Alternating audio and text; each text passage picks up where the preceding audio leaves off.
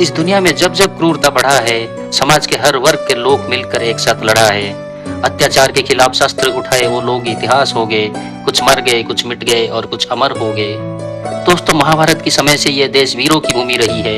इस देश में हजारे जंग लड़े गए। यहाँ के वीरों ने अपनी मिट्टी, अपनी स्वाभिमान और अपने अधिकारों के लिए हमेशा युद्ध की है। आज की कहानी भी ऐसे ही कुछ वीरों की है, जो भले ही इतिहास के पन्ने में कहीं खो गए, लेकिन राष्ट्र प्रेम की वो अमर गाथा छोड़ गए। ये कहानी है एक राज्य की, जो राज्य कभी उत्तर में गंगा से लेकर दक्षिण में गोदावरी तक फैला था। महासागर की स्वामी कह जाने वाली एक समृद्ध राष्ट्र की, जिस राष्ट्र की कला, व्यापार और वीरता की गाथा दूर दूर के देशों तक फैली हुई थी। ये कहानी है एक क्रूर राजा की, जो राजा अपने ही भाइयों को हत्या करके सिंहासन पर बैठा था। छल कपट हिंसा जिसका अस्त्र था, खून की रंगों में जिसका हाथ लाल था। ये कहानी है उस चंडाशोक की। ये कहानी उन लोगों की भी है जिनको सबसे शांति प्रिय लोग माना जाता है, जिन्होंने अपनी कड़ी मेहनत से एक संपन्न राज्य बनाया था। खेती बाड़ी, कला, संस्कृति से लेकर व्यापार करने में जिनको महारत हासिल थी, लेकिन मातृभूमि की रक्षा के लिए एक बार अस्त्र उठाए तो दूसरा महाभारत ही रच दिया। बूढ़े, बच्चे, औरतें रक्त की नदी में बह गए, लेकिन जीते जी किसी की अधीनता स्वीकार नहीं की। ये कहानी है उस युद्ध की। इस युद्ध को भारत के इतिहास का सबसे भयानक युद्ध कहा जाता है। ये लड़ाई थी अहंकार बनाम स्वाभिमान की, षड्यंत्र बनाम वीरता की, सामंतवाद बनाम लोकतंत्र की। कहानी है बलिदान की। ये कहानी है कलिंग युद्ध की। कहानी की शुरुआत होती है ईसा पूर्व 320 से, जब चंद्रगुप्त मौर्य नंद वंश के राजा धनानंद को परास्त करके मगध का राजा बनता है। वो अपने पराक्रम और विस्तारवादी नीति से अपने साम्राज्य को पूरे उत्तर और केंद्रीय भारत तक बढ़ाता है। उसके बाद उसका बेटा भी उसी की राहों पे चल पड़ता है। एक समय पे ये साम्राज्य अफगानिस्तान से लेकर सुदूर दक्षिण तक फैला हुआ था। अगर कुछ हाथ नहीं आया था तो वो था पूर्व भारत में बंगोपसागर के किनारे वो भूखंड जिसे कलिंग कहा जाता है। कभी कलिंग, कभी कौशल, कभी उड्र, उत्कल, उड़ीसा, इसके नाम अनेक पर स्थान एक। कभी महाभारत के युद्ध में शामिल हुई ये वीरों की भूमि मगध जैसे विशाल साम्राज्य के सामने अपने सीना ताने खड़ा था। आकार में बहुत ही छोटा इस राज्य की धन दौलत समृद्धि मानो सबके आंखों पे चढ़ रही थी। इसकी कला संस्कृति शिखर के ऊंचाइयों पर थी। विशाल समुद्री तट और प्राकृतिक बंदरगाहों से भरा ये इलाका दक्षिण एशिया के साथ व्यापार कर रहा था। समग्र बंगोपसागर पे इनका दबदबा था। दक्षिण में व्यापार के सारे रास्ते इनके नियंत्रण में थे। ऊपर से यहाँ के उपजाऊ जमीन, जंगल, पर्वत और प्राकृतिक पदार्थों का हर कोई हासिल करना चाहता था। ऐसा नहीं है कि चंद्रगुप्त मौर्य और बिंदुसार ने कलिंग जीतने की कोशिश नहीं की थी, मगर लाख कोशिश के बावजूद भी उन्हें बस निराशा ही हाथ लगी थी। उस समय कलिंग एक लोकतांत्रिक राज्य हुआ करता था। इनकी खुद की अपनी सशक्त नौसेना और स्थल सेना हुआ करती थी। कला में कुशल यहाँ के लोगों में अपार वीरता और राजनीतिक एकता कूट कूट कर भरी हुई थी। तभी मगध की सिंहासन पर बैठता है ऐसा एक क्रूर राजा जिसने सत्ता के लिए अपने भाई और संपर्कियों को भी नहीं बख्शा था। पिता बिंदुसार को पहले से ही अशोका पसंद नहीं था। उसको उसने उज्जैन और तक्षशिला संभालने के लिए भेज दिया था, लेकिन वहां पर भी उठे विद्रोह को अशोका ने अति निर्ममता और क्रूरता से कुचल दिया था।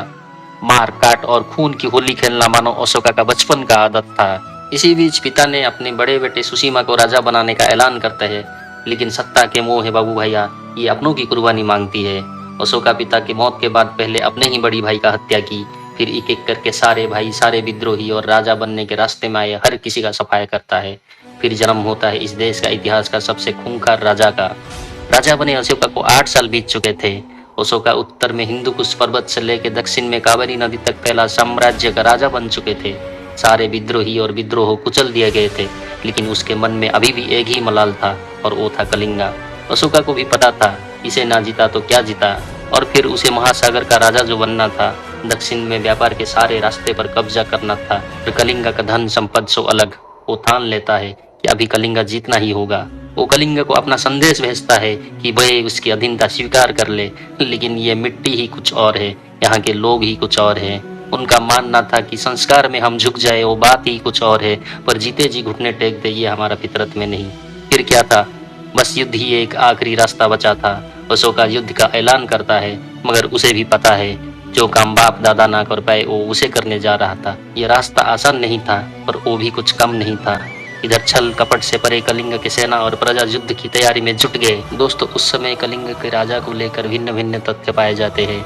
कुछ कहते हैं अनंत पद्मनाभन तब कलिंग का राजा थे, और कुछ कहते हैं कि उस समय कलिंग में कोई राजा ही नहीं थे। चाहे जो भी हो, कलिंग उस समय एक लोकतांत्रिक राज्य हुआ करता था। यहाँ के लोग अपने सरदार तथा राजा को खुद चुनते थे। लेकिन इसमें कोई दो राय नहीं कि उस युद्ध में कलिंग के सेना के साथ यहाँ का प्रजा भी खूब वीरता के साथ लड़े थे। अशोका अपने विशाल सेना के साथ उत्तर की दिशा से कलिंग के अंदर घुस चुका था। इधर कलिंग के सेना के साथ कंधे से कंधा मिलाकर यहाँ के किसान, शिल्पीकार, व्यापारी और आम जनता अपने हर एक औजार को अपना शस्त्र बना के खड़े थे। हार का डर इतना था कि अशोका छोटा सा कलिंग जीतने के लिए खुद आ रहा था और साथ में ला रहा था अति विशाल सेना, जिसमें 1.5 लाख सैनिक, 10,000 घुड़सवार और 700 हाथी शामिल थे। मगध की सेना मानो युद्ध के लिए नहीं, तबाही के लिए आ रही हो। युद्ध के सारे नियमों को तोड़ते हुए वो रास्ते में आए हर गांव को लूट रहे थे। खेती के फसलों को बर्बाद करते हुए उनमें आग लगा रहे थे। रास्ते में आए हर तालाब, हर जलाशयों में जहर मिला दिए। अत्याचारी की सारे हदें पार कर चुकी थी चंडाशोक की ये सेना, लेकिन पिक्चर अभी बाकी थी। जल्द ही मगध सेना का सामना होने वाला था कलिंग के वीर सपूतों से। आज की उड़ीसा की राजधानी भुवनेश्वर के पास धौली पहाड़ के नीचे दया नदी के किनारे कलिंग सेना मगध का रास्ता रोकती है और इसके साथ आज से लगभग 2300 साल पहले ईसापुर 261 में कलिंग युद्ध की शुरुआत होती है। प्रचंड राष्ट्रभक्ति और अदम्य वीरता से भरी कलिंग की सेना मगध की सेना के ऊपर टूट पड़ती है। मानो मातृभूमि को अपनी खून से नहलाने का ये एक त्योहार है। मृत्यु एक लौता सत्य है और इस मृत्यु पर विजय प्राप्त करके अपने जमीन को आजाद करने के लिए राज्य के हर प्रांत से लोग जुट रहे थे। युद्ध और भी भयानक हो चला था। युद्ध की शुरुआती दिनों में कलिंग सेना की आक्रमण इतना प्रचंड थी कि मगध की सेना एक भी इंच आगे नहीं बढ़ पाए। देखते ही देखते पूरा कलिंग युद्ध के मैदान में तब्दील हो चुका था। हल चलाने वाले हाथ हथियार लेके दुश्मन पर टूट पड़े। पत्थर में जान फूंकने वाले कारीगर भी दुश्मन को काटने के लिए उतारू थे। अलग अलग प्रांत के जनजातीय लोग भी अपनी पारंपरिक हथियार लेके जंग में कूदने लगे, मानो अपने इस मिट्टी के टुकड़े को आज ही शत्रु से छीन कर आजाद कर देंगे। इधर युद्ध का हाल जैसे जैसे अशोका के पास पहुंच रहा था, उसे हार का डर उतना ही ज्यादा सता रहा था। वो जानता था युद्ध को जल्दी खत्म करना होगा। जितना देर ये युद्ध चलेगा, कलिंग को हराना उतना ही कठिन हो जाएगा। और इधर मैदान में कलिंग की सेना महाकाल वन के मगध के सेना के ऊपर कहर ढा रहे थे। दक्षिण के गंजाम, श्रीकाकुलम आदि इलाकों से भारी तादाद में सैन्य मंगाए गए। उधर पश्चिम की पहाड़ी क्षेत्रों से भी सैन्य और आम जनता युद्ध में पहुंचने वाले थे। लग रहा था इस बार मौर्य साम्राज्य का जड़ ही उखाड़ फेंकेंगे। दुश्मन की खून से नहलाकर कलिंग की इस भूमि को फिर से सस्य श्यामला बना देंगे। लेकिन रब को कुछ और ही मंजूर था। धोखा, विश्वासघात और षड्यंत्र, ये वो हथियार है जो विशाल से विशाल साम्राज्य को पल में ध्वंस कर सकती है, जो मजबूत से मजबूत किले को भी मिनटों में ढहा सकती है। वही हुआ था कलिंग के साथ। अचानक कलिंग की सेना के सामने संधि तथा युद्ध विराम का प्रस्ताव आता है। युद्ध के नियमों के तहत युद्ध रोका जाता है। दक्षिण और पश्चिम से आ रहे लोगों को इसकी सूचना दी जाती है। सैन्य अपने शिविरों में लौट जाते हैं। लग रहा था अभी आपदा टल चुकी है, पहले जैसे सब कुछ ठीक हो जाएगा और हम पहले जैसे व्यापार करने के लिए सुदूर इंडोनेशिया, म्यांमार और कंबोडिया तक जाएंगे। लेकिन अचानक रात में आक्रमण होता है। खुद अशोका की अगुवाई में सोते हुए सैनिकों का कत्ल किया जाता है। सैन्य शिविरों में आग लगा दी जाती है। लोगों को संभालने का मौका तक नहीं मिला कि उनका सर धड़ से अलग हो गया। इतिहास का ये भयानक नरसंहार यूं ही चलता रहा। एक वीर जाति पर रात के अंधेरे में छल से वार किया गया। विश्वासघात का मंजर इतना भयानक था कि दया नदी के पानी में खून बह रहा था। कलिंगा का दिया बुझ चुका था। राष्ट्र की रक्षा के लिए यहाँ के लाखों लोग ने अपनी बलिदान दे दी। एक अहंकारी राजा ने अपनी अहंकार के लिए इस भूमि के स्वाभिमान को पैरों तले कुचल दिया था। कलिंगा का युद्ध खत्म हो चुका था, लेकिन यहाँ की रणभूमि मानो चीख चीख कर कह रही थी कि जब भी कोई अहंकारी इस मिट्टी में कदम रखेगा, हम 1000 बार उठ खड़े होंगे और 1000 बार इस मिट्टी के लिए मर मिटेंगे। दोस्तों, ये इस कहानी का अंत हो सकता है, लेकिन ये कलिंगा का अंत कभी नहीं है। कलिंगा फिर से उठ खड़ा होता है। फिर से कलिंगा का साम्राज्य त्रिपुरा से लेकर तमिलनाडु तक फैलता है। अपनी स्वाभिमान के लिए कलिंगा कभी मुगलों से तो कभी मराठा से यूं ही जंग लड़ता रहा है। और जब फिर अंग्रेज आ गए तो इस देश का पहला स्वाधीनता संग्राम भी इसी कलिंग माटी से शुरू हुआ था। जंग हो या तूफान, कोई कभी कलिंग को हरा नहीं पाया। हर बार कलिंग इन सब से पार पाके फिर से मजबूती से खड़ा रहा।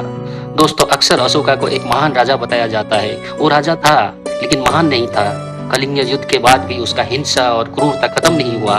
हमारा अगले वीडियो में हम बताएंगे कि कैसे अशोका एक शैतान और खूंखार राजा था, जैसे इतिहास में जबरदस्ती महान बनाया गया। साथ ही ये बताएंगे कैसे इस राज्य के महान सम्राट खारवेल ने 300 साल बाद इस कलिंग युद्ध का प्रतिशोध लिया और अखंड भारत में अपना परचम लहराया। तब तक आप देखते रहिए हमारा चैनल को। हमारा चैनल द नाइक शो को सब्सक्राइब कीजिए, वीडियो को लाइक कीजिए और शेयर कीजिए। वीडियो कैसे लगा नीचे कमेंट करके बता दीजिए। दोस्तों वीडियो को जम के शेयर कीजिए, क्योंकि ये वीरता का गाथा बच्चे बच्चे तक पहुंचना चाहिए। जय हिंद दोस्तों, वंदे उत्कल जननी।